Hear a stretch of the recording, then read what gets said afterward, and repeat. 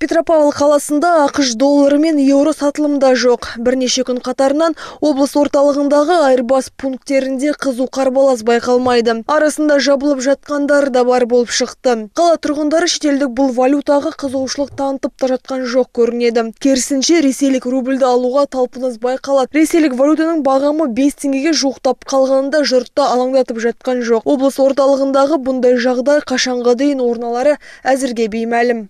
Пользуюсь валютой иностранной, пользуюсь только нашими деньгушками. Все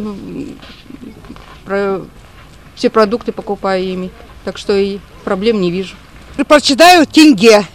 Мы живем в Казахстане, только тенге, никаких долларов, ни евро. Ну, естественно, каким-то образом там курс поднимается, опускается, да, это отражается на цене, там, да, на хлеб, на что-то. А по сути, как бы в отношении самих купюр, доллар, евро, барабир полный. Валютой пользуюсь Мы в тенге.